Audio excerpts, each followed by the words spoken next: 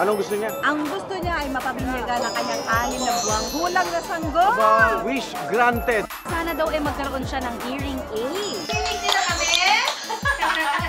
May wish tayo, sana maipasyal ko ang mga anak ko sa isang amusement park para sumaya ang Pasko nila. Ang wish naman ni Roel de los Reyes. Ang wish ko po, sana mabigyan ako ng electric fan para sa aming chapel na mahal na San Isidro Labrador. Sana makanood ang aking ina ng unang hirit. Sa unang hirit, unang-unang ka. Sa unang hirit, servisyong totoo ang basta. Sa unang hirit, ang saya-saya. Sa unang hirit, unang hirit, unang hirit, mamulat ka!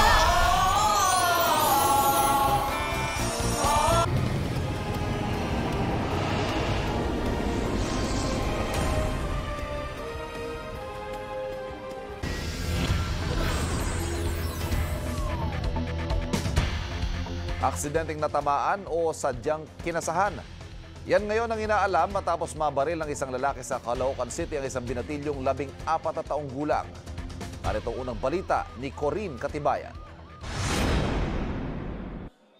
Sa kulungan sasalubungin ni John Renz Francisco ang bagong taon matapos mabaril ang 14 anyos na si Justine Manriquez sa Caloocan City pasado alas 12 ng tanghali kahapon. Nililinis umano ni Francisco ang 38 caliber na baril. Nang aksidente raw niyang nakalabit ito habang nanonood ng TV ang bata sa kanilang bahay. Meron po kasi nagsala sa akin ng baril. Ngayon, hindi ko po alam na may lamang bala. Hindi ko alam may bata para sa itaas. Pagtingin ko sa taas, yun na nakita ko may dugo na. Binaba ko po agad ng mabilis yung bata, tapos tinakbo ko ng ospital. Pero iba ang kwento ng partner ng suspect na si Josie Lasiste. Nakaupo po kami ditong 5 yata po. Tapos sinayos po niya yung baril, nilagay po niya yung bala. Ginanon po niya sa pader. Akala po niya walang tatamaan. Dumaplis. Nagulat po siya. Biglang takbo. Sabi pa niya sa bata, "Tin, may tama ka, Tin." Tapos sabi po ng bata, "Aray, aray, aray." Akala po namin walang tama. Nung nakita po niya yung ginanon po ng bata, may tama po siya. Agad naman daw itinakbo sa ospital ang biktima na tinamaan ng bala sa itaas na bahagi ng kanyang katawan. Hindi ko po nilalaro. Kakasala lang po sa akin nun. Aksidente lang po talaga. Kahit yung bata po kausapin niya, ma'am. Malapit po sa akin yung bata, ma'am. Ang nanay ng biktima hindi naniniwala na aksidente ang nangyari. Umamin nga po siya na binibiro lang niya yung anak ko. Hindi raw sadya. Hindi po kami naniniwala. Kasi kung may isip siya, bakit niya itututok sa anak ko bakit? Yun sa akin. Pinanonood lang daw po ng TV ko sa nila. Ngayon, sabi nga ng anak ko, pakulong ko raw. Siya rin yung sinasabi ko, pakulong ko raw. Kaya, tinuloy ko po yung kaso. Ayon sa PCP1 Bagong Baryo, sinampahan na ng kasong frustrated homicide in relation to RA 7610 at illegal possession of firearms ang suspect. Sinampahan po natin ang demanda yung suspect ng frustrated homicide in relation to 7610 and illegal possession of firearms, Republic Act 10591. Ang procedure po namin dyan is kinakatok po namin yung may mga, alam namin na may mga hawak na baril at inobliga po namin sila i-voluntary surrender dito sa PCP o sa any police station po. Doon po sa may mga legal na baril at maaari po wag na po silang magpaputok, iwasan na po nila, itago po nila yung kanilang mga baril at doon sa may mga illegal po at puspusan po yung pagkakatok namin para makonfiscate po namin yung mga illegal firearms. Corinne Katibayan, GMA News. Isang patay na sanggol ang inabandona sa isang kainan sa Mandaluyong. Pinaghahanap ngayon ang matandang babaeng nang iwan dito. Narito ang unang balita ni Bam Alegre.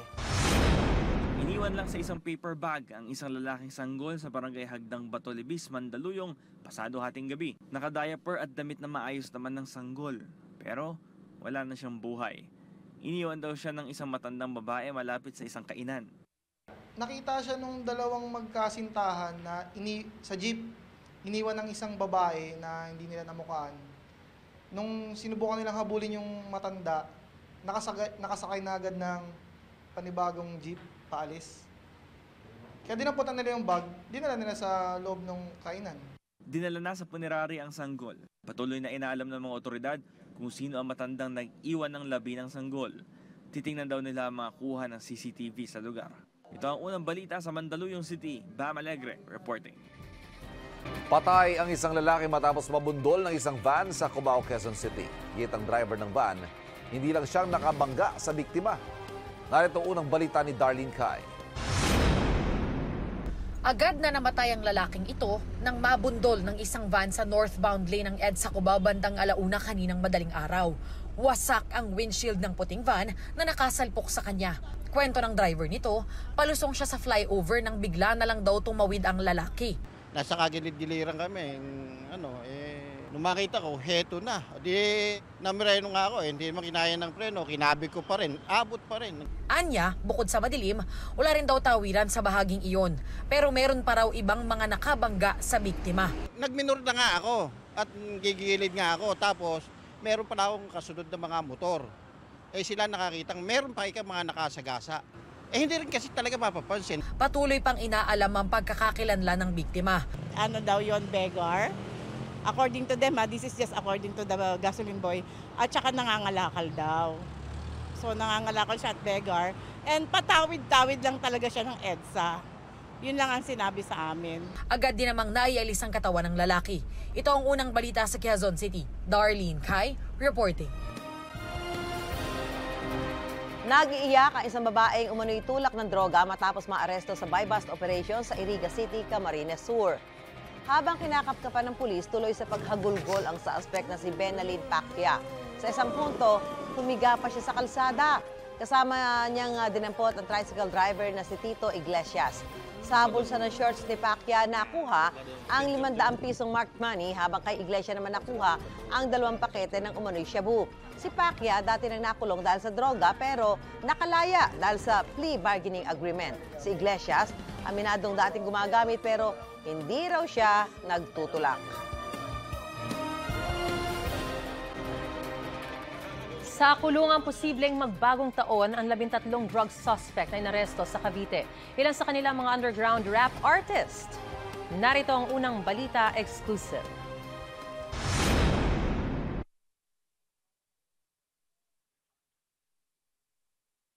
Ito ba yun? Ang inaasahang rap session sa isang beach resort sa Ternate, Cavite, isa na palang pot session. Target ng buy-bust operation si Raymart Carrizo na hindi na nakapalagpas sa mga pulis. Aminado ka din na nagamit ka. Okay, sir. Naaktuhan ding nagdodroga ang 12 iba pa, kaya pati sila hinuli. Kabilang sa mga inaresto ang mga underground rap artist na sina Paulo Manlod at Mark Anthony de los Santos. Anong reason bakit ka nagamit nito? Sa mga tropang hindi po matanggihan bilang pakisama po. Marijuana po, nakapagtanggal po ng problema po, hindi po dahil sa pagsusulat ng rap. Kasi po yung sinusulat naming rap, karanasan po yun, hindi po yun dahil sa tama ng marijuana. Nakuha sa kanilang nasa 200,000 pisong halaga ng marijuana. Maharap sila sa reklamong paglabag sa Comprehensive Dangerous Drugs Act. Para sa unang balita, Bam Alegre, reporting. Isang araw bago ang Salubong 2020, nagkakaubusan na ng mga ilang klase ng paputok sa Bocaue, Bulacan. At may unang balita si Darlene Kai. Darlene, anong mga paputok ba yung paubos na? Ivan, dahil madaling araw pa lang ay marami ng mga bumibili ng paputok dito sa Bocaue, Bulacan. Nagkakaubusan na doon sa ilang klase ng paputok sa ilang tindahan gaya ng mga fountain, mga sparklers at ilang klase ng aerial fireworks. Madaling araw pa lang, ganito na ang sitwasyon dito sa mga tindahan ng paputok sa Bocaue, Bulacan. Marami sa mga bumibili dito, dumayo pa mula sa malalayong lugar gaya ni na Christopher na galing pang Las Piñas. Dito yung talagang bilihan ng paputok, tsaka iba yung quality talaga. Ang pamilya ni na Christopher, naglalaan talaga ng nasa 15,000 pisong budget para sa mga pailaw at paputok. Yun kasi yung essence ng New Year natin. So may mga kasabihan na pampawala daw ng malas. Ganyan din daw ang pamilya ni na Rome. Nakaugalian na kasi ng pamilya na palaging meron eh. Pero di katulad noong mga nakaraang taon, mas kakaunti na raw ang kanilang binibili. Before lahat, talagang gumagastos kami para sa fireworks. Ngayon, medyo minimal na ngayon kasi diba marami nang pinagbabawal na paputok. Sabi ng ilang mga nagtitinda, mas kaunti raw ang mga bumibili ngayong taon kaysa noong mga nakaraang taon. Mas madami po nung nakaraan. Siguro po kasi kaya bumaba po yung mga bumili ngayon kasi nga mas madaming pinagbawal. Ivan, dahil nga isang araw na lang bago ang salubong bisperas ng salubong sa bagong taon, ay inaasahan na mas lalo pang darami yung mga bumibili ng paputok dito. Yan muna yung latest mula dito sa Bocaue, Bulacan. Balik sa'yo, Ivan. Darlene, marami pa rin bang bukas pa ba lahat ng mga tindahan dyan? Kasi di ba, lumiliit na nga raw yung industriya ng paggawa ng paputok eh. Marami na rin ba mga nagsara? Dyan sa paligid mo yung mga tindahan dyan? So far, Ivan, at least dito sa area, taon-taon tayong ikot-ikot dito para magtanong sa presyo at kamustahin yung sitwasyon ng bilihan ng mga paputok dito sa Bocaue. Wala pa namang nababawas doon sa area na pinagtatanungan natin. Pero ang sabi sa atin ng mga ilang tindahan o ilang mga nagtitinda ng paputok na nakausap natin, medyo mas kumukonti na raw talaga yung bumibili sa kanila ng paputok kumpara noong mga nakaraang taon. Mas marami na raw kasing mga ipinagbabawal at mas humigpit na rin yung ilang areas, yung ilang LGUs tungkol doon sa pagbibigay ng permiso sa mga residente para magpaputok o magpailaw tuwing salubong sa bagong taon, Ivan. Yung pag-iingat naman na ginagawa para iwas sunog, nagko-comply naman ba? Ivan, so far nagko-comply naman dito yung mga tindahan na nakakausap natin.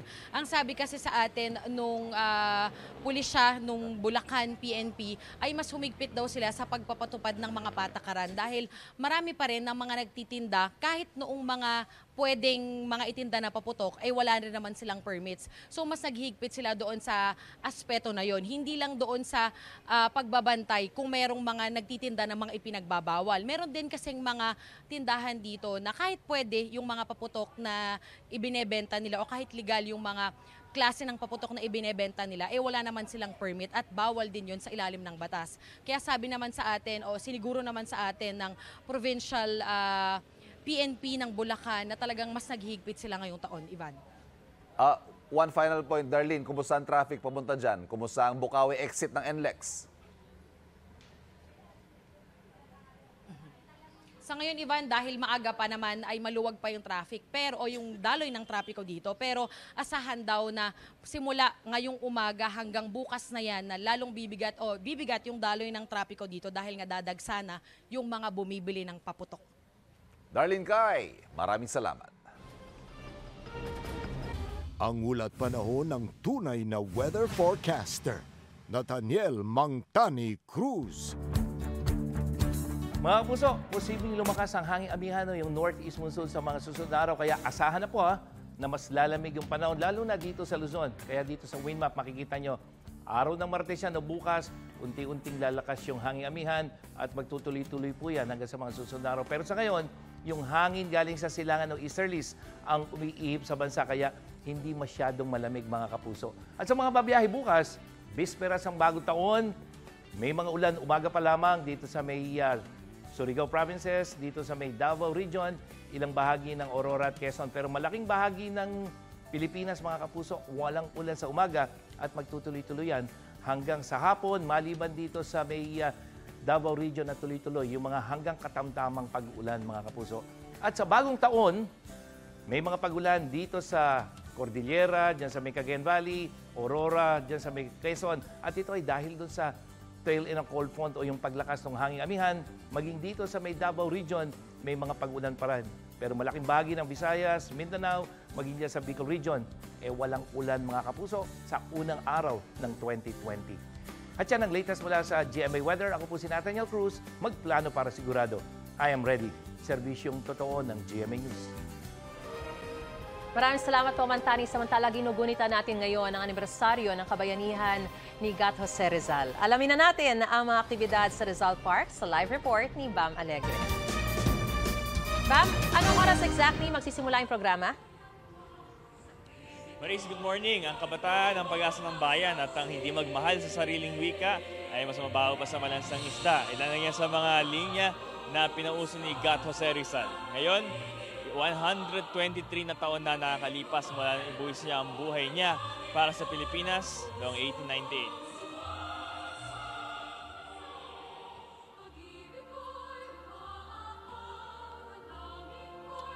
Alas 7 ng umaga, nakatakdang magkaroon ng simultaneous wreath laying sa iba't ibang bahagi ng Pilipinas. Dito sa Maynila, gagawin ito sa Rizal Park, ang dating bagong bayan kung saan binaril si Jose Rizal. Pangungunahan ito na Executive Secretary Salvador C. Medialdea at ni Manila City Mayor Francisco Isko Moreno Domagoso. At ang tema ngayong taon ay Jose Rizal, huwaran ng Pilipino sa ika-21 siglo. Tulad noong 2018, hindi uli dadalo si Pangulong Rodrigo Duterte para makilahok, pero makikilahok daw siya sa komemorasyon sa Davao City. Bibisitahin daw kasi niya mga biktima ng lindol, Samlang at Digos City, Davao del Sur. Handa naman na mga otoridad para sa paggunita sa Rizal Park. May nakalatag ng road closures at traffic rerouting scheme para mamaya. Alas 6 ng umaga, isasara ang Ross Boulevard mula Katigbak at Calao. Sa mga maapektuang motorista, may personnel mula sa lokal na pamahalaan na tutulong sa pagdirect kung saan sila dapat dumaan. Marisa, bukod dito sa Rizal Park, may kakaroon din ng replication ng commemorative program sa Calamba, sa Dapitan City, at pangungunahan yan nila Congressman Chipeco at ni Dapitan City Councilor Gabriel Cad. At para sa publiko, libre ang LRT at MRT mula 7 hanggang 9 a.m. at 5 to 7 p.m. Yan ang latest mula rito sa Luneta. Balik sa'yo, Maris. Maraming salamat, Bam Alegre.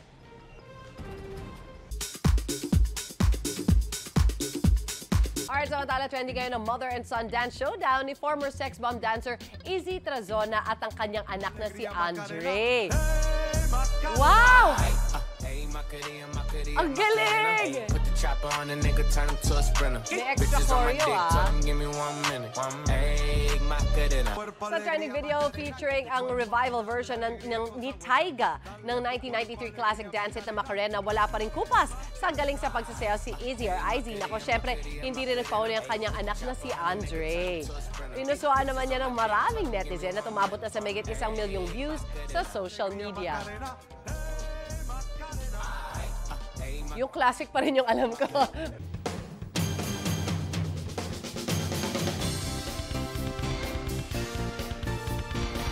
Magandang umaga para sa mga mamimili pa lang ng pang-medianoche prutas. Alamin na natin ang presyo ng mga yan sa Divisoria. At live mula sa Maynila, may unang balita si Jonathan Andal. Jonathan, nagsana ba mga mamimili dyan? Iban, madaling araw pa lang kanina marami na yung mga bumili, lalo na ng mga bilog na prutas dito sa Divisoria. Wala naman tayong napansin dito na nagtitinda ng paputok sa bahaging ito ng Divisoria. Inuunti-unti na ng mag-asawang Rustico at Julie ang pagkumpleto sa 12 bilog na prutas para sa kanilang medianoche bukas. Tradisyon na raw kasi nila ito tuwing sasalubungin ng bagong taon. 300 lang. 300 lang siguro. Pagkakasya. Tulad niyan isa, 10 pesos daw. 10 pesos. So okay na isang meal? Okay na yan. Tapos isa ulit nito. Si Eric, basta't may bilog na prutas sa mesa, okay na raw kahit hindi ito umabot sa 12. Basta lang may bilog. Oo, wala namang ganun kalaki tayong budget eh. Kaliwat kanan na mga nagtitinda ng prutas sa Divisoria. Ang mga maliliit na mansanas, mabibili ng 10 piso kada piraso. Ang malalaki namang Washington at Fuji Apple, 35 pesos kada piraso. Kapresyo ng mga malalaking Sunkist at peras. Kiat-kiat, 50 pesos kada balot. Melon, 40 pesos ang isa. Pakwan, 50 pesos ang piraso. Kiwi, 25 pesos ang isa. Chico at Dalandan, 100 piso ang kilo. Ang seedless grapes at longga naman, tumaas na sa 200 piso per kilo mula sa dating 180 pesos per kilo. Mataas kasi ang kuha dun sa mga supplier kasi namin. Mataas ang kuha namin. Kaya syempre kahit pa paano magtataas din kami ng presyo. Ang malalagkit naman tulad ng tikoy na simbolo raw ng madikit na pagsasama ng pamilya, mabenta na rin. Ang small, 75 pesos ang isa, medium, 125 pesos, large, 170 pesos, at tikoy roll na 70 pesos ang isang box. Bukod sa mga pagkain, marami na rin ang nagtitinda ng paingay tulad ng turotot. 20 pesos ang pinakamura, habang 75 pesos ang presyo ng malaking turotot gaya nito. Sa pag-iikot ng GMA News, wala kaming nakitang nagtitinda ng paputok sa Divisoria. Bawal na raw kasi ito, sabi ng mga taga roon. Ang meron lang ang isang pwestong ito na may tindang pop-pop na pambatang paputok. Ivan, yung mga pinakita nating presyo, gabay lamang yan sa ating mga mamimili. Pwede yung mas mataas o mas mababa pagdating nila dito sa Divisoria, yung actual price. Kasi napansin natin yung mga nasa kasulok-sulukan ng Divisoria, sila yung mga mura ang paninda. Kaya diskarte na lang sa mga mamimili para makatipid at galingan na lang din sa pakikipagtawaran. Ivan. Jonathan, nabanggit mo kanina may nakita kang pop-up. Bawal yun Sabi naman nagtitinda rito, pwede naman daw yung pop-up, hindi naman daw yung ipinagbabawal.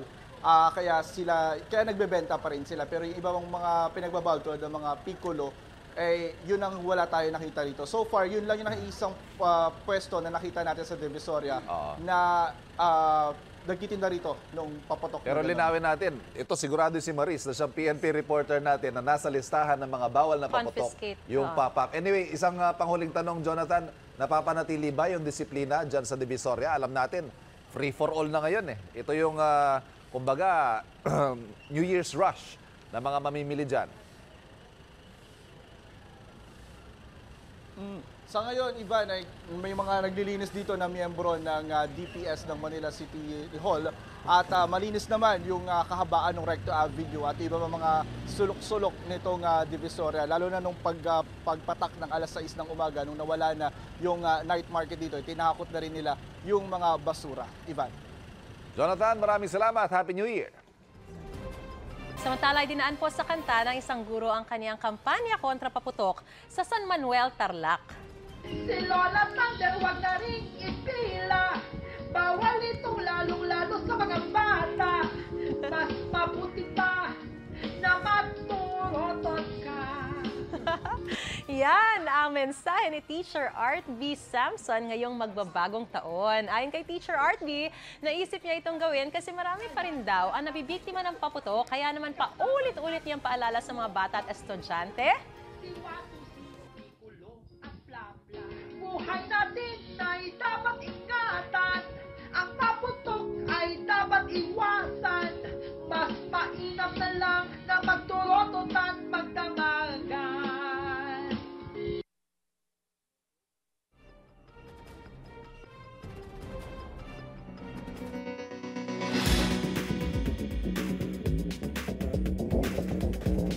Pinatay at hinihinalang ginahasa muna ang 11 taong gulang na babae sa Bawan, Batangas. Kwento ng ina ng biktima, mga ngaroling lang sana ang anak noong December 23, kasama ang kanyang nakababatang kapatid na lalaki at ilang kaibigan.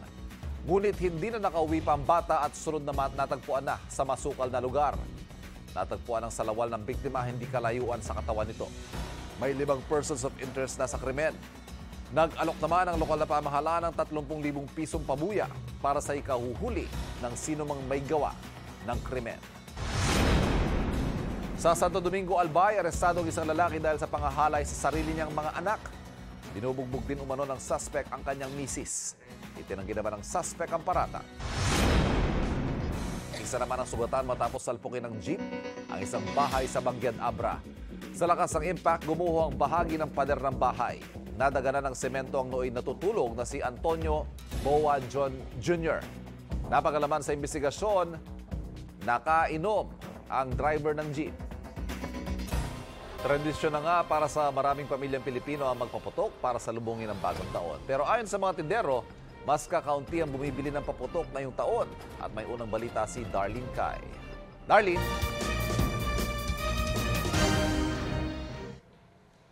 Ivan, isang araw bago ang bispera sa bagong taon ay dumami na yung mga bumibili ng paputok dito sa Bocaue, Bulacan. Sa katunayan, madaling araw pa lang, dumami na yung mga tao na pumunta dito para mamili ng mga paputok. Ito, sa nakikita nyo dito sa aking likuran, bukod doon sa mga namimili, ay halos wala na pumaparadahan yung mga sasakyan dito sa isang hilera ng mga tindahan ng paputok na kinaroroonan ko ngayon. Ayon sa ilang mga nakausap natin na nagtitinda, kumpara noong mga nakaraang taon, taon ay bagyang tumaas daw yung presyo ng ilang klase ng mga paputok kasi mas kakaunti yung mga stocks. Pero gayon pa man, mabili pa rin at medyo madami-dami pa rin naman yung mga tao na pumupunta dito para mamili ng mga paputok at pailaw. Kaya taon-taon na pinaalalahanan yung mga tindahan na magkaroon ng iba yung pag-iingat para maiwasan po yung mga aksidente at mga unfortunate incidents. Kaya dito, sa tindahan na kinaroroonan natin ngayon, ay meron sila nung mga kinakailangan sa batas, yung mga required na dapat yung meron yung mga firecracker stores para kung sakali na magkaroon ng mga unfortunate incidents. Katulad nito, meron sila sa labas ng kanilang tindahan na isang drum ng tubig, meron din silang buhangin para kung sakali wag naman magkaroon ng sunog ay mabilis agad itong maaapula. Bukod dyan, meron din ditong mga naka-standby na mga fire extinguishers gaya nitong nakikita nyo dito sa aking likuran. Para yan, meron silang mga naka-standby na pwedeng gamitin sakaling magkaroon ng sunog. Pero hindi pa rin talaga maiiwasan yung mga unfortunate incidents. Sa katunayan, noong Sabado ay merong isang firecracker store dito sa Bukawi ang nasunog. Yan yung 80 Sayo Firecracker Store. Isang oras lang naman yung itinagal ng sunog. Umabot ito ng ikatlong alarma. Pero wala namang nadamay na mga katabing tindahan dahil meron namang firewall yung 80 Sayo Firecracker Store at wala namang nasaktan doon sa insidente. Patuloy na inaalam at iniimbestigahan yung naging sanhi ng sunog. Pero itong 80 Sayo Firecracker Store ayon doon sa mga otoridad ay isang authorized seller. At ibig sabihin nun, meron na rin sila nung mga required na mga dapat meron ng isang firecracker store katulad ng mga binanggit ko sa inyo at ipinakita ko sa inyo kanina. Dahil regular namang nag-check yung mga otoridad dyan. Kaya dapat yung mga bibili po ng mga paputok dito sa Bukawi at sa iba pang bahagi ng Bulacan o sa ibang lugar, dapat i-check ninyo kung meron yung mga bibilhan ninyo noong mga ipinakita at binanggit ko kanina. Kasi mahalaga po yan para makaiwas po tayo sa mga aksidente para masiguro na yung bibilhan ninyong tindahan ay talagang sumusunod sa mga requirements, sumusunod sa batas para meron po silang accountability. Ito, yung katulad nitong tindahan na kinaroroonan ko ngayon, kumpleto sila sa permit. Meron silang barangay clearance, meron silang permit galing sa PNP, may bukod pa sa business permit ay meron din sila ng permit galing sa DTI at meron ding Fire Safety Inspection Certificate. So yan po yung mga permits na kailangan po ninyong hanapin bago kayo bumili doon sa isang dealer o sa isang authorized o sa isang seller. Kasi sabi sa atin ng Bulacan Provincial PNP, 124 lang yung authorized sellers sa buong probinsya ng Bulacan at 65 dito yung nasa Bukawi. So kapag wala po sila nitong mga permit na binanggit ko dito, iwasan nyo pong bumili dahil pwede po bukod sa pwede silang managot sa batas ay pwede rin po kayong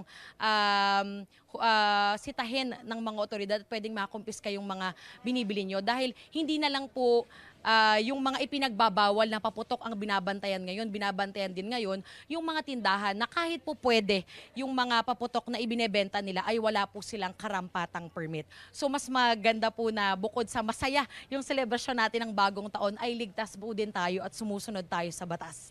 Yan muna yung latest mula dito sa Bukawi, Bulacan. Balik sa'yo, Ivan. Ngayong sumikat na ang araw, Darlene, dumami ba ang mga namimili dyan? At kumusta naman yung traffic papunta dyan?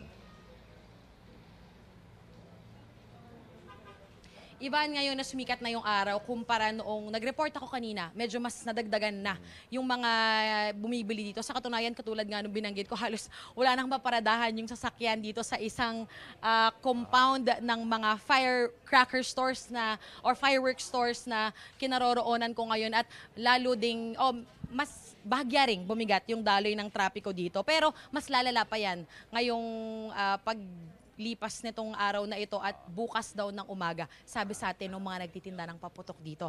Kaya kung kakayanin po ng mga bibili ng paputok na pumunta ng maaga, mas maganda para hindi na kayo sumabay sa dagsa ng mga tao. Mamayang hapon, gabi hanggang bukas ng umaga. Ivan. Okay, maraming salamat, Darlene Kai. Dalawang OFW ang kumpirmadong patay matapos araruhin ng SUV ang kanilang tambayan sa Singapore. Ayon sa OFW na kumuha ng video, nagulat sila sa bilis ng pangyayari. Kaya marami sa mga nasa pool ng SUV hindi na nakailag. Ang ilan, pumailalim pa sa sasakyan. 4 ang sugatan at 2 sa kanila ang kritikal ngayon. Tambayan raw talaga ng mga OFW ang pwestong inararo ng SUV. Nataon pang linggo kaya maraming tao. Inaalam pa ng Department of Foreign Affairs kung may iba pang Pinoy na nadamay sa insidente.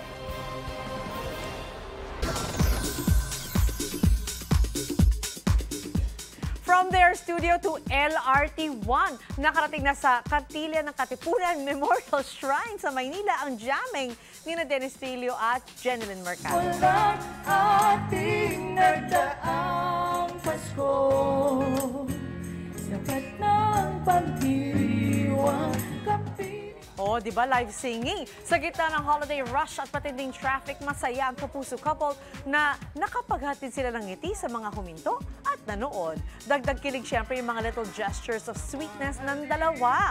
Matapos ito, nag-courtesy call ang dalawa kay Yorme Isko Moreno bilang pasasalamat dahil pinayagan sila mag-perform sa Cartilla Shrine.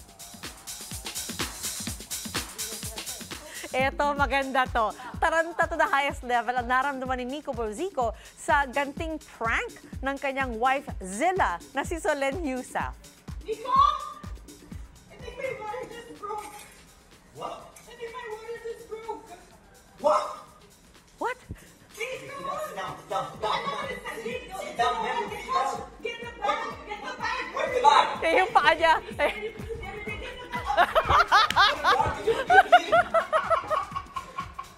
Oh, good one.